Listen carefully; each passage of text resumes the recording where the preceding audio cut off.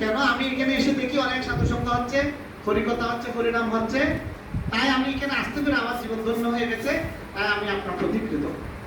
এই মনোভাব নিয়ে বৈষ্ণব সেবায় আসতে হবে। এবার বলছেন ভোগবিলাস ও অপরাধ বর্জন করে আসা উচিত। ভোগবিলাস মানে কি? ভোগবিলাস মানে আমি খেয়েও যাবো, নিয়েও। আমি বাবা কোনো সেবার সময় নেই, আমার দোকানটা খোলা আছে, আমার ঘরে তালা দিন নেই, আমার ব্যবসা করে আছে, আর তাড়াতাড়ি প্রসাদটা দেন, আমি তাড়াতাড়ি খেয়ে যাবো। এটা কি অভিলাষ? ভোগ অভিলাষ। কি অভিলাষ?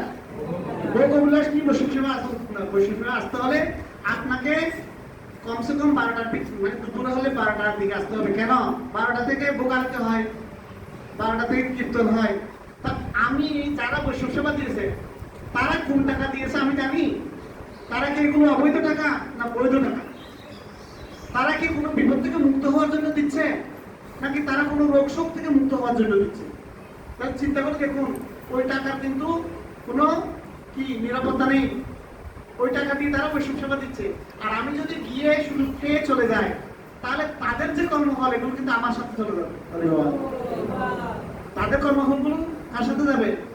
কেন আমার সাথে যাবে? কারণ আমি এখানে এসে কোনো সেবা কীর্তনও করি নাই, পাঠও শুনি নাই, কোনো সেবাও করি নাই, শুধু প্রসাদ খেয়ে চলে গেলাম। তাহলে আমার সাথে কি যাবে? ওই প্রসাদের গ্রাসে গ্রাসে কি গিলছি? ওই কর্মফল। কার কর্মফল? যার টাকা দিয়েছে। ও হয়তো বৈধ হতে পারে, অবৈধ হতে পারে। আবার কোনো কর্মফল থেকে মুক্ত হওয়ার জন্য নিজের মনে মনে অনেক ভয় কাজ করছে।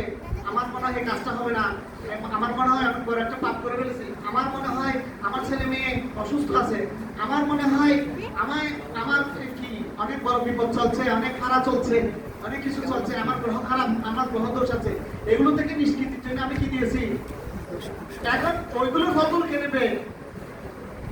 যারা গ্রহণ করছে তারা। এই জন্য সবসময় উইনার থাকে কে? যিনি বৈষ্ণব সেবা দেয়, যিনি গ্রহণ করে, উনি সবসময় বিপদে থাকে। বলে গেল, এই জন্য বিপদ সবসময় উইলিংলি গ্রহণ করা উচিত নয়, খেলায় ধরে বিপদ গ্রহণ করা উচিত নাকি?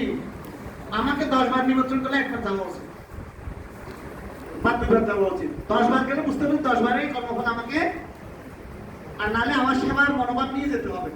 আমি কীর্তনও করবো ওনাদের মঙ্গলের জন্য। আমরা কেন কীর্তন করব?